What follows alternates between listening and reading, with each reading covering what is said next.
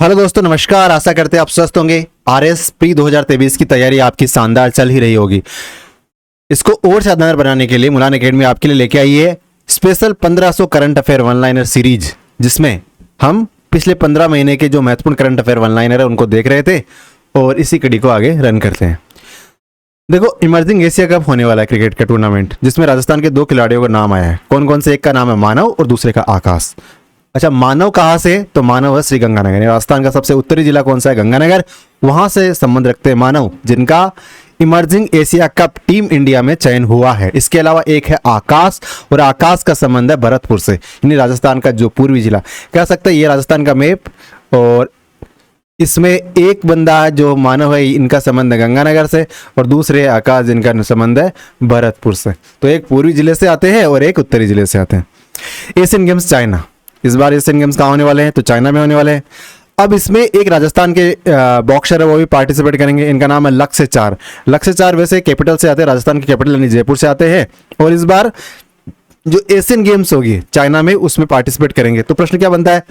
मानव कौन सा खेल खेलते हैं? तो क्रिकेट खेलते हैं। आकाश क्रिकेट खेलते हैं, लेकिन लक्ष्य चार वो बॉक्सर है। क्या है? बॉक्सर।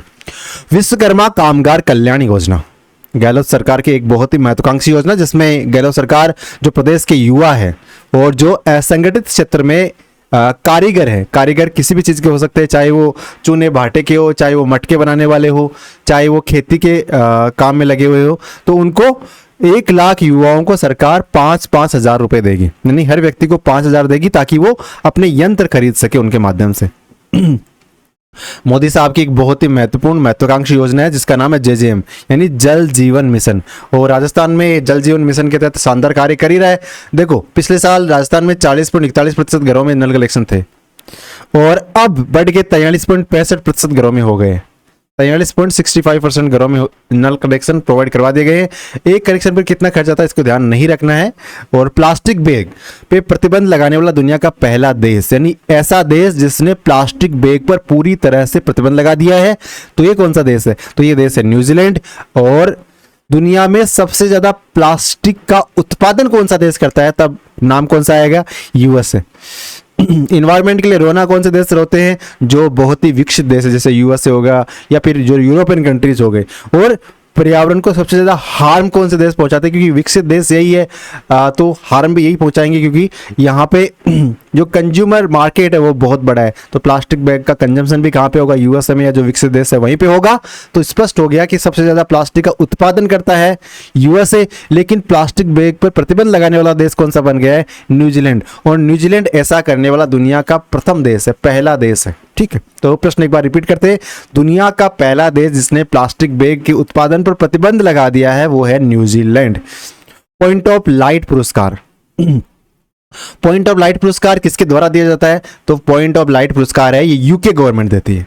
और यूके गवर्नमेंट के वर्तमान में सर्वे सर्वा कौन है? तो एक गर्व की बात है कि भारतवंशी वर्तमान में यूके के प्रधानमंत्री पद पर बैठे हुए, नाम है ऋषि सुनक। नाम तो सुना होगा।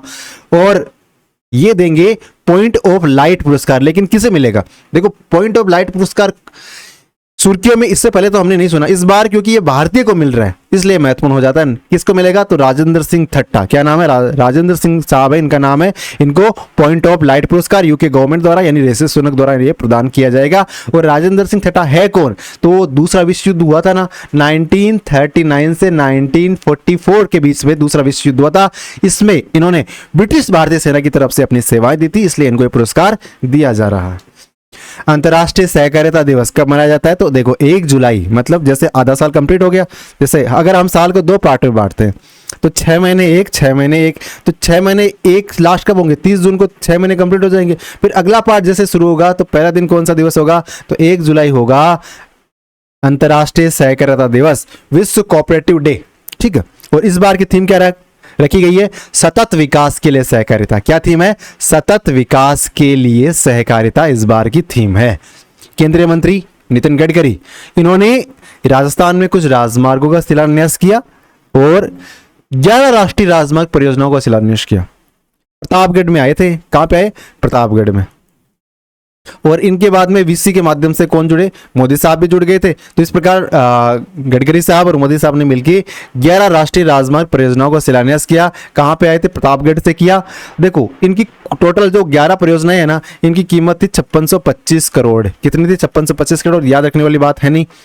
अब इंपॉर्टेंट बात, इन्होंने घोषणा करी कि चित्तौड़गढ़ का जो किला है, चित्तौड़गढ़ फोर्ट है, उस पे एक तो रोपवे बनेगा, ठीक है। और निम्बाड़ा से दाहोद जाते, दाहोद तो गुजरात में पड़ता है, निम्बाड़ा चित्तौड़ में पड़ता है, तो निम्बाड़ा से दाहोद अगर जाओगे, वो नेशनल हाईवे नंबर कितना है, तो ये तो निम्बाड़ा हो गया, ये दाहोद हो गया। तो ये जो इनके बीच में हाईवे, इसका हाईवे नंबर है 56। अब गडकरी साहब ने कह दिया कि जो ये नेशनल हाईवे, इसको 4 लेन कर देंगे हम। कितना लेन कर देंगे, 4 लेन हाईवे बना देंगे। और ये घोषणा भी इन्होंने प्रतापगढ़ में जो 11 राष्ट्रीय राजमार्ग परियोजनाओं का शिलान्यास किया था, उसी में इन्होंने घोषणा करी। और एक महत्वपूर्ण घोषणा क्या करी उन्होंने, कि चित्तौड़गढ़ किले पर रोपवे का निर्माण किया जाएगा। सेफ फुटबॉल चैंपियनशिप, देखो सेब खेल किससे संबंधित है, फुटबॉल से संबंधित है। और इस बार किसने जीता है, तो देखो भारत ने जीता है सेब फुटबॉल चैंपियनशिप। और भारत ने लगातार दूसरी बार जीता है। और कुल मिला के कितने सेब फुटबॉल चैंपियनशिप भारत जीत चुका है, तो अब तक 9 जीत चुका है। यानी ये इस बार जो जीत थी ना, 9 ही थी। अच्छा, ये आयोजन कहाँ पे हुआ था सेब फुटबॉल चैंपियनशिप का, तो ये बंगलुरु में हुआ था। और उपविजेता कौन है, तो कुवैत को हराया था फाइनल में भारत ने। और उसके माध्यम से कौन सी प्रतियोगिता जीती, सेब फुटबॉल चैंपियनशिप जीती। अच्छा, आप एक बात बताओगे, भारतीय फुटबॉल टीम के कप्तान कौन है, फुटबॉल टीम के कप्तान कौन है, ये आपको कमेंट बॉक्स में बताना है। राज्य सरकार पेपर लीक करने के मामले में, राज्य सरकार पेपर लीक करने वालों को लेके बहुत ही सख्त हो रही है, क्योंकि लगातार पेपर लीक करने के मामले बढ़ रहे हैं, जो राज्य सरकार की साख को तो कम कर ही रहे हैं। तो सरकार ने एक कड़ा कानून लेके, और उसमें कह रही है कि अगर कोई पेपर लीक में संलिप्त पाया जाता है, तो उसे 5 साल से लगा के 10 साल के मध्य कहीं भी सजा दी जा सकती है। यानी अधिकतम 10 साल की सजा और 10 लाख से लेके 10 करोड़ रुपए तक का जुर्माना लगाया जा सकता है। ये सरकार ने फैसला किया है। धर्मचक्र दिवस कब मनाया जाता है, तो देखो धर्मचक्र दिवस 3 जुलाई को मनाया जाता है। कब, 3 जुलाई को धर्मचक्र दिवस मनाया जाता है। और धर्मचक्र दिवस ज्ञान प्राप्ति के बाद बुद्ध की पहली शिक्षा की स्मृति में मनाया जाता है, क्योंकि बुद्ध ने जब सबसे पहला धर्मचक्र परिवर्तन किया जाता है ना, जब बुद्ध में सबसे पहला शिक्षा दिया था, कहाँ दिया था, सारनाथ में दिया था ना पहला उपदेश, तो इसे धर्मचक्र परिवर्तन कहा जाता है। कैरेबियन प्रीमियर लीग, जिस प्रकार से आईपीएल होता है उसी प्रकार से WPL हुआ है ना। अब कैरेबियन प्रीमियर लीग का हिस्सा बनने वाली पहली भारतीय महिला क्रिकेटर ये कौन है, तो श्रेयंका पाटिल है। इनका नाम है श्रेयंका पाटिल।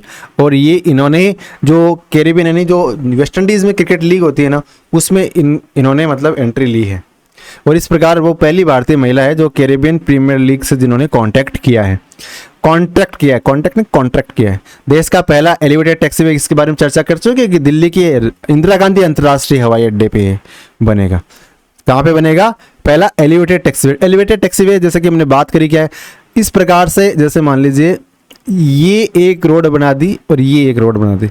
अब नीचे वाली रोड से तो टैक्सियां जाएगी और ऊपर वाली रोड से क्या होगा, हवाई जहाज है ना वो उड़ान भरेंगे।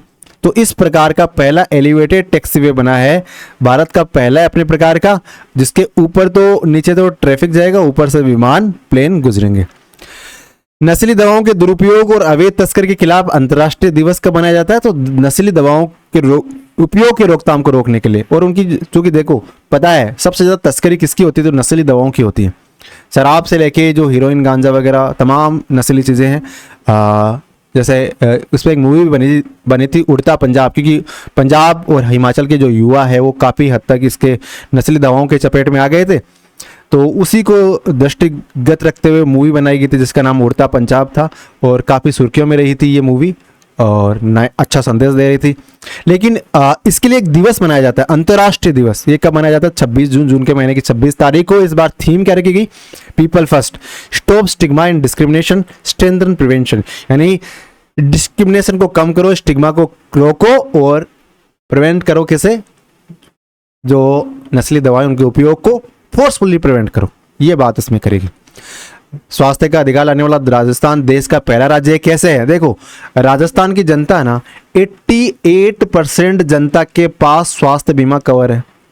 ये सुनने में थोड़ा अचंभित लगता है लेकिन वास्तविकता है, क्योंकि जो अपने मुख्यमंत्री साहब है गहलोत साहब, इन्होंने मुख्यमंत्री चिरंजीवी स्वास्थ्य बीमा योजना लेके आए हैं, जिसमें आपको 25 लाख रुपए तक का स्वास्थ्य बीमा मिलता है, जिसके माध्यम से आप कैशलेस इलाज भी करवा सकते हो। कुछ प्राइवेट हॉस्पिटल्स में भी इलाज ले सकते हो, चाहे सरकारी हॉस्पिटल्स में तो इलाज वैसे भी फ्री कर रखा है।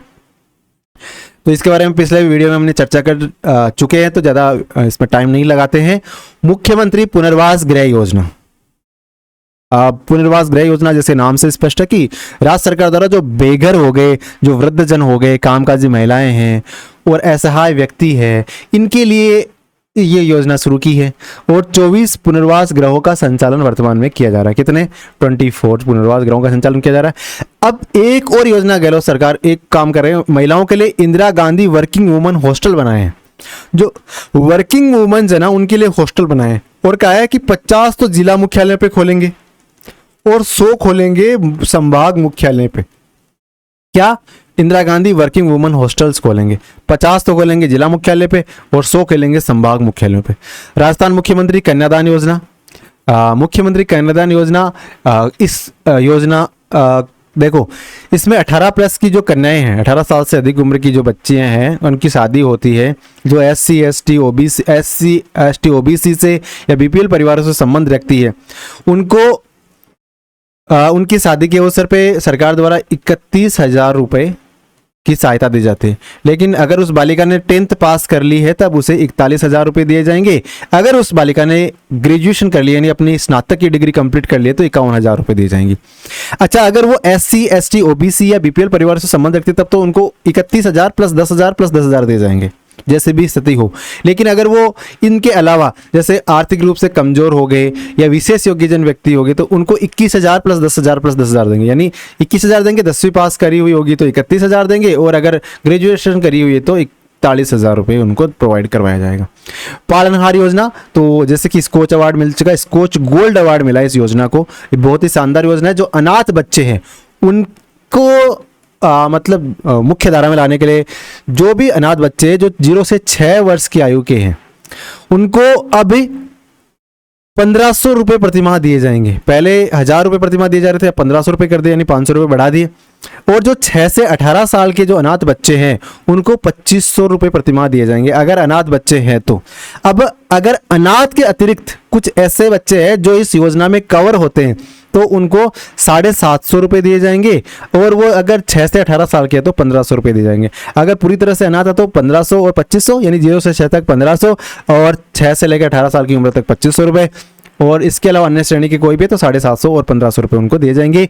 साथ ही साथ एक साल के अंत में उनको जैसे कपड़े लेने के लिए, स्वेटर लेने के लिए, जूते लेने के लिए 2,000 रुपये अलग से प्रोवाइड करवाए जाएंगे, 2,000 रुपये अलग से दिए जाएंगे। ठीक है, आगे चलते हैं। श्रीलंका के राष्ट्रपति, क्या नाम है इनका? रानिल विक्रमसिंघे। अच्छा, रानिल विक्रमसिंघे का नाम क्यों चर्चा में आया? क्योंकि अभी हाल ही में भारत में आए हैं। तो भारत में आए तो प्रश्न पूछा जा सकता है कि श्रीलंका के राष्ट्रपति कौन है। हमारा उत्तर क्या? क्योंकि पिछली RS एग्जाम में भी कहीं के राष्ट्रपति का नाम पूछा था, तो हो सकता है इस बार श्रीलंका के राष्ट्रपति का नाम पूछ ले। नाम आपको याद रखना है, रानिल विक्रमसिंघे। और ये 2 दिवस के भारत के दौरे पे आए, 2 दिन भारत में रहेंगे। गेपरनाथ महादेव मंदिर, गेपरनाथ महादेव मंदिर कहाँ पे? तो ये अपना प्यारा राजस्थान, और ये हो गया कोटा। यहाँ पे है गेपरनाथ महादेव मंदिर। ठीक है, तो कोटा में कहाँ पे गेपरनाथ महादेव मंदिर? तो मुकुंदा टाइगर रिजर्व या मुकुंदा हिल्स टाइगर रिजर्व है, उसी में अवस्थित है गेपरनाथ महादेव मंदिर, जो भगवान शिव को समर्पित एक मंदिर है। अब कुछ योजनाएं जो मध्य प्रदेश सरकार ने चला रखी है, अब इसमें ज्यादा डिटेलिंग में नहीं जाना क्योंकि ये योजनाएं मध्य प्रदेश की, लेकिन प्रश्न इस प्रकार बन सकता है कि ये योजना कौन से राज्य से संबंधित है। तो हमें उन योजनाओं के नाम पता होने चाहिए, चाहे उसका डिस्क्रिप्शन हमें ना पता हो। तो देखो, जिसमें भी लाडली शब्द आता है ना, ये मान के चलो मध्य प्रदेश सरकार द्वारा चलाई गई योजना है। मुख्यमंत्री मध्य प्रदेश के जो MP कौन है, नहीं CM कौन है, सॉरी, तो ये शिवराज सिंह चौहान यानी मामा जी, उनको वहां पे मामा के नाम से पुकारा जाता है। और इन्होंने मुख्यमंत्री लाडली बहन योजना चला रखी है, इसके अलावा लाडली लक्ष्मी योजना चला रखी है, मुख्यमंत्री बालिका स्कूटी योजना चला रखी है, गांव की बेटी योजना भी इन्होंने चला रखी है, प्रतिभा किरण योजना, इसका भी संबंध कौन से राज्य से है? मध्य प्रदेश से। एक बार फिर से देखते हैं, मुख्यमंत्री लाडली बहन योजना, मुख्यमंत्री लाडली लक्ष्मी योजना, मुख्यमंत्री बालिका स्कूटी योजना, और गांव की बेटी योजना, और प्रतिभा किरण योजना। ये सारी योजनाओं का संबंध कौन से राज्य से? तो हमारा उत्तर क्या होगा? Madhya Pradesh. World shooting para sports cup, para sports world cup, ठीक है, अभी चर्चा में क्यों? क्योंकि राजस्थान की बेटी, इन्होंने फिर से स्वर्ण पदक जीत लिया। तो अवनी, इनका नाम है अवनी लेखरा, और फिर से इन्होंने 10 मीटर एयर राइफल में स्वर्ण पदक जीता है, और इन्होंने 248.3 पॉइंट अर्जित करके world shooting para sports world cup में गोल्ड मेडल जीता है। कौन सा मेडल जीता है? गोल्ड। स्कोर कितना रहा? 248.3। प्रदेश का पहला कौशल स्किल हब, राजस्थान का पहला कौशल स्किल हब कहां बनेगा? तो पहला कौशल स्किल हब कहां बनेगा? ये बनेगा कोटा यूनिवर्सिटी में। ठीक है, कहां बनेगा? कोटा यूनिवर्सिटी में प्रदेश का पहला कौशल मतलब स्किल हब बनेगा। ग्रीन एक्सप्रेसवे, ग्रीन एक्सप्रेसवे लोकार्पण किसने किया? मोदी साहब ने, नितिन गडकरी ने मिलकर इसका लोकार्पण किया। अच्छा, ग्रीन एक्सप्रेस में राजस्थान के कौन कौन से जिले आते हैं? ये प्रश्न बन सकता है। तो ग्रीन एक्सप्रेस में राजस्थान के जो जिले आते हैं, तो मोस्टली पश्चिमी राजस्थान के जिले हैं। तो ये अपना राजस्थान एक बार मैप में देख लेते हैं इसको। ठीक है, तो इसमें शुरुआत करते हैं। ये तो गंगानगर हो गया, ये तो हनुमानगढ़ हो गया, इसके बाद गंगानगर आ गया। गंगानगर के आगे चलेंगे तो आ गया बीकानेर, बीकानेर के आगे जोधपुर, जोधपुर से नीचे चलेंगे तो बाड़मेर, और बाड़मेर के नीचे जालोर। तो ये जो जिले हैं ना, पश्चिमी राजस्थान के जिले, ये ग्रीन एक्सप्रेसवे में कवर होने वाले जिले हैं, जिसका उद्घाटन किसने किया है? मोदी साहब ने और गडकरी साहब ने किया। तो कौन कौन से जिले हो गए? गंगानगर, हनुमानगढ़ हो गए। ठीक है, इसके अलावा बीकानेर हो गया, जोधपुर, बाड़मेर और जालोर। इसमें जैसलमेर नहीं है, जैसलमेर नहीं है। पश्चिमी राजस्थान का एक महत्वपूर्ण जिला जैसलमेर नहीं है, बाकी सारे जिले आ रहे हैं। और मुख्यतः जो सर्वाधिक रेगिस्तान से प्रभावित जिले हैं वही जिले हैं जैसलमेर को छोड़ के। जैसलमेर नहीं है, ये ध्यान रखना, बाकी कोई सा भी छोटा नहीं है। और सीमावर्ती जिले हैं, सीमावर्ती जिलों के अलावा 2 बिना सीमावर्ती जिले, एक जोधपुर और जालोर हो गए, इतना याद रख सकते हो, लेकिन जैसलमेर नहीं है। भारतमाला, भारतमाला परियोजना के तहत राजस्थान का कुछ हिस्सा कवर हो रहा है। कौन सा? रायसिंह नगर, अनूपगढ़, पुगल, रायसिंह नगर, अनूपगढ़ और पुगल। और इसमें यहाँ पे लंबाई होगी 162 किलोमीटर।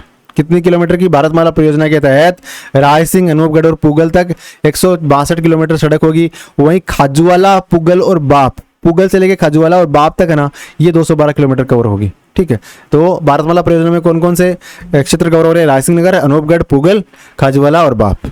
रायसिंह नगर, अनूपगढ़, पुगल, खाजूवाला और बाप, ये जो तहसीलें हैं प्रमुख प्रमुख जो कवर हो रही है भारतमाला परियोजना के तहत। अब हमने ग्रीन एक्सप्रेसवे देख लिया, तो हम ये भी देख लेते हैं लगे हाथ कि दिल्ली मुंबई एक्सप्रेसवे कौन कौन से जिलों से गुजर रहा है। तो दिल्ली मुंबई एक्सप्रेसवे गुजर रहा है राजस्थान के पूर्वी पार्ट से। अब देखो, ग्रीन एक्सप्रेसवे राजस्थान के पश्चिमी पार्ट से गुजर रहा था, जिसमें जैसलमेर शामिल नहीं था। राजस्थान के पूर्वी पार्ट से गुजर रहा है दिल्ली मुंबई DMR से, दिल्ली मुंबई एक्सप्रेसवे। तो इसमें कौन कौन से जिले शामिल हो रहे हैं? तो यहां से शुरुआत करते हैं। देखो, एक तो अलवर हो गया, राजस्थान का सिंहद्वार। इसके अलावा भरतपुर हो गया, भरतपुर के बाद में दौसा हो गया, दौसा के बाद में सवाई माधोपुर हो गया, सवाई माधोपुर के बाद टोंक हो गया, टोंक के बाद हो गया बूंदी, बूंदी के बाद में कोटा, और कोटा के बाद में राजस्थान से निकल जाएगा बाहर। तो पूरी राजस्थान के जो जिले हैं उसमें अलवर, भरतपुर, ठीक है, और दौसा, सवाई माधोपुर, टोंक, बूंदी और कोटा। तो कोटा, बूंदी, अलवर, भरतपुर, दो के जोड़े इस प्रकार याद रखो, अलवर, भरतपुर, कोटा, बूंदी। बाना झालावाड़ साइड नीचे वाले नहीं है, ठीक है, ये इधर से ही निकल रहा है फिर सवाई माधोपुर और टोंक, दौसा, सवाई माधोपुर, टोंक, दौसा, सवाई माधोपुर और टोंक, ये कुछ जिले हैं जो दिल्ली मुंबई एक्सप्रेसवे में शामिल हैं। तो कितने जिले हो गए टोटल? 1 2 3 4 5 6 7 जिले आते हैं इसमें। कितने जिले? 7 जिले आएंगे। नेशनल हाईवे घोषणा कहां से कहां तक बनेगा? तो देखो, निम्बाड़ा दाहोद एक्सप्रेसवे है ना, वो हमने जैसे कि बात कर ली, वो 4 लेन बनेगा। गडकरी साहब ने इसकी घोषणा करी दी है। कनाडा ओपन चैंपियनशिप किसने जीता है? तो कनाडा का ओपन चैंपियनशिप है, ये जीता है लक्ष्य सेन ने। और किसी भारतीय ने दूसरी बार इस किताब को जीता है। इससे पहले 7 साल पहले किताब किसी भारतीय ने जीता था, अब लक्ष्य सेन जीते। इस बार कौन जीता है? कनाडा ओपन चैंपियनशिप, तो लक्ष्य सेन जीते। विश्व युवा तीरंदाजी चैंपियनशिप, इसमें भारतीय टीम ने गोल्ड मेडल जीता है। इसमें 5 सालों के पहले भारतीय जिन्होंने ये विश्व युवा तीरंदाजी चैंपियनशिप में गोल्ड मेडल हासिल किया है। तो आपको जो चीज याद रखनी है इसमें, वो कौन सी हो जाती है? वो है कि पार्थ सालुंके का संबंध कौन से खेल से है? तो हमारा उत्तर होगा तीरंदाज है। क्या है पार्थ सालुंके? तो पार्थ सालुंके है वो तीरंदाज है। क्या है? तीरंदाज। गूगल ने भारत में नया नीति प्रमुख नियुक्त किया है। गूगल का नीति प्रमुख किसने नियुक्त किया गया है? तो गूगल ने भारत में जो प्रमुख नीति प्रमुख तो श्रीनिवास रेड्डी है, इनको नीति प्रमुख बनाया किसने? गूगल ने। ठीक है। ब्रिटिश जीपी किसने जीती है? तो ये जीती है मैक्स वेस्टरपन ने। और मैक्स वेस्टरपन कौन से टीम के लिए खेलते हैं? तो ये रेडबुल के लिए खेलते हैं, यानी रेडबुल के ड्राइवर है मैक्स वेस्टरपन, जिन्होंने ब्रिटिश जीपी जीत ली है। ठीक है। सुप्रीम कोर्ट कॉलेजियम ने 7 हाई कोर्ट में चीफ जस्टिस की नियुक्ति की है। अभी हाल ही में 7 नए चीफ जस्टिस की नियुक्ति हुई है। और ये 7 के नाम आपको याद नहीं रखना है, लेकिन आपको एक बात याद रखना है कि साओ कुमार सिंह कौन है? इनको एनजीटी यानी जिसे हम नेशनल ग्रीन ट्रिब्यूनल कहते हैं, इसका कार्यकारी अध्यक्ष बनाया गया है। तो साओ कुमार सिंह इनको एनजीटी का क्या बनाया गया? अध्यक्ष बनाया गया है, कार्यकारी अध्यक्ष बनाया गया। तो एनजीटी के वर्तमान में अध्यक्ष कौन है? तो आपका उत्तर होगा साओ कुमार सिंह है, इनको एनजीटी का हेड बनाया गया है। जिमेक्स 23 युद्धाभ्यास है, समुद्री युद्धाभ्यास है। कौन कौन से देशों के मध्य होता है? एक तो अपना प्यारा भारत, दूसरा है जापान। यानी भारत और जापान के मध्य जो समुद्री युद्धाभ्यास है वही उसी का नाम है जिमेक्स। इस बार जिमेक्स का 7वां एडिशन था। कौन सा था? 7th एडिशन था। कहाँ आयोजित हुआ? तो जिमेक्स का 7वां एडिशन विशाखापत्तनम में आयोजित किया गया। इसमें इंडियन नेवी ने तो भाग लिया। और जापानीज नेवी का नाम क्या है? Japan maritime self defence force नाम है। और इन्होंने मिलके, यानी प्रश्न इतना ही बनेगा, जिमेक्स 23 भारत और जापान का समुद्री अभ्यास है और इसका आयोजन विशाखापत्तनम में किया गया। विशाखापत्तनम आंध्र प्रदेश में। बास्केटबॉल महासंघ का अध्यक्ष किसे नियुक्त किया गया है? तो ये है आदव अर्जुन है, इनको बास्केटबॉल महासंघ का अध्यक्ष नियुक्त किया गया है। बास्केटबॉल महासंघ का अध्यक्ष किसे नियुक्त किया गया है? आदव अर्जुन को। बास्केटबॉल महासंघ की स्थापना कब हुई? तो जिस साल हमारा देश गणतंत्र बना था, यानी 1950 में जब संविधान लागू हुआ था, उसी साल बास्केटबॉल महासंघ की भी स्थापना हो गई थी। ओजोन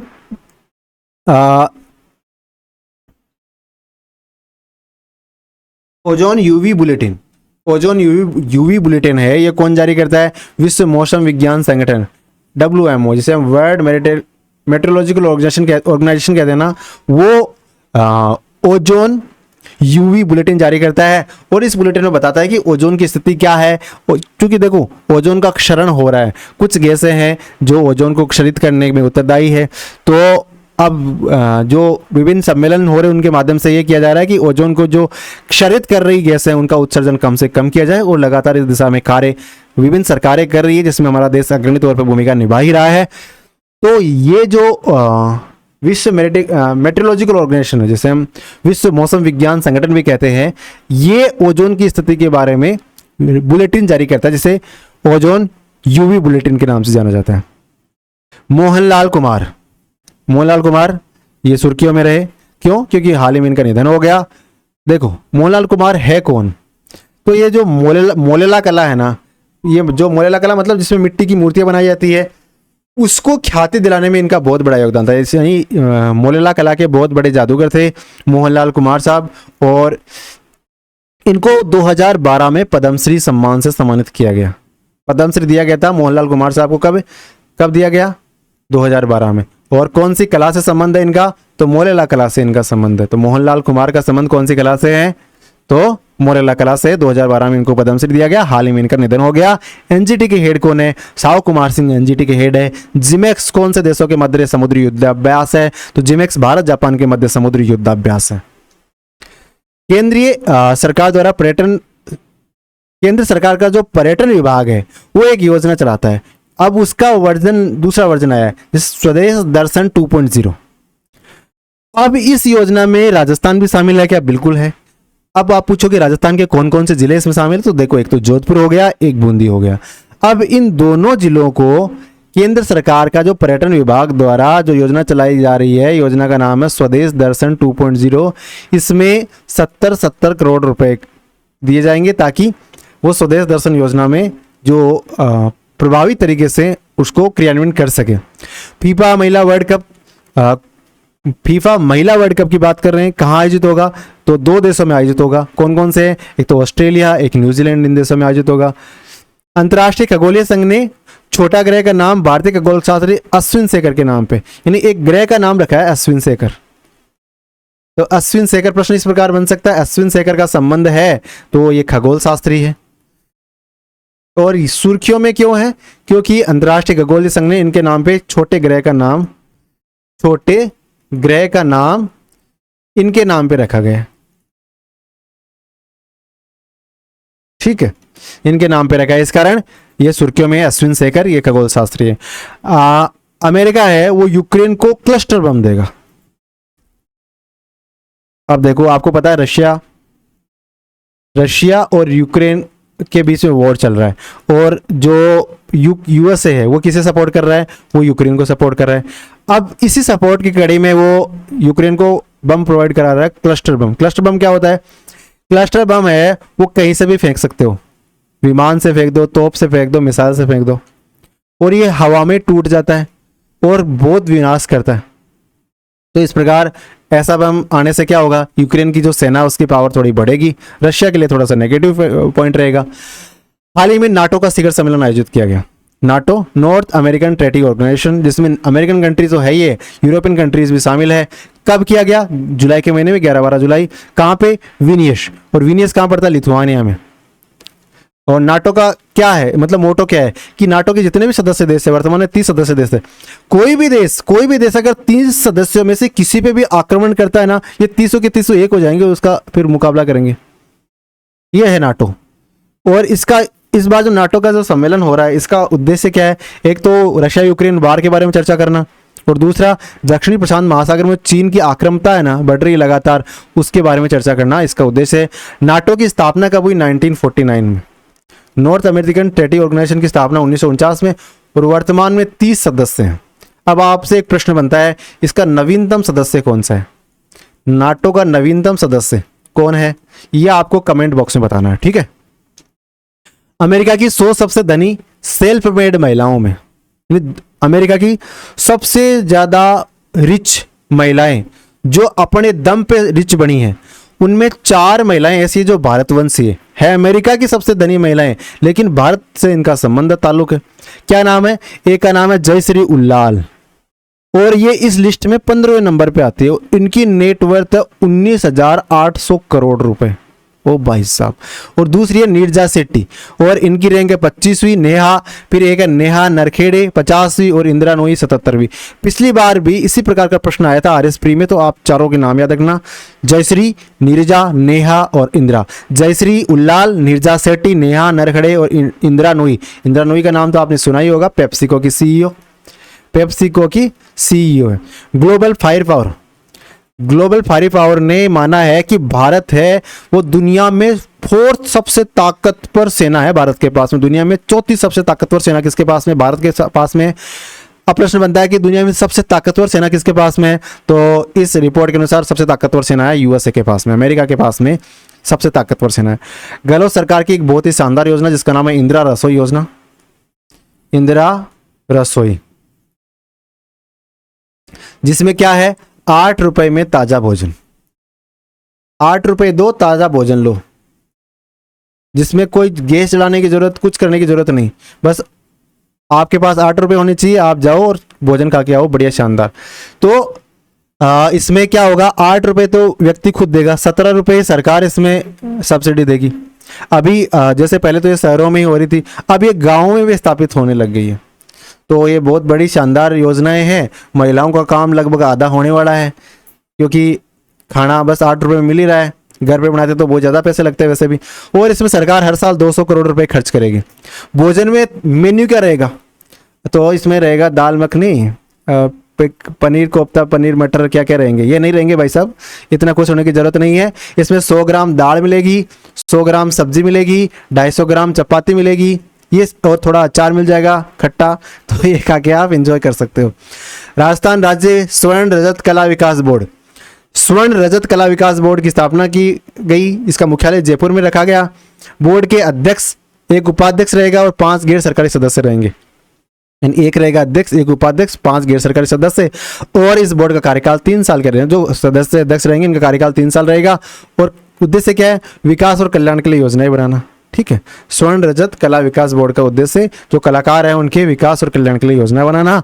5 गैर सरकारी सदस्य, अध्यक्ष, उपाध्यक्ष, और मुख्यालय इसका रखा गया है जयपुर में। बाकी इस वीडियो को यहीं तक रखते हैं। आशा करते हैं कि आप हमारी ये सीरीज आपके लिए फ़ायदेमंद होगी और आप लगातार हमसे जुड़े रहो। साथ ही एक बात निवेदन और करना चाहूँगा मैं आपसे कि मुलान एकेडमी ने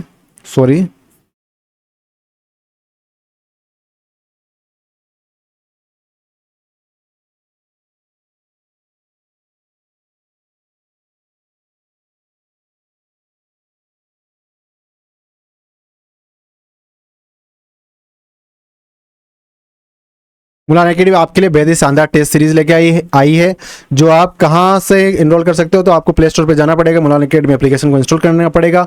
उसके बाद आपको एप्लीकेशन में आर्य सफलता सीरीज के नाम से एक मतलब एक कोर्स मिल जाएगा जिसकी प्राइस होगी 100 रुपये। झटपट उसमें इनरोल हो सकते हो और 6 टेस्ट लाइव हो चुके हैं, 4 टेस्ट आपको परीक्षा से पहले मिल जाएंगे। बाकी आप खुद समझदार हो। Thank you, all the best.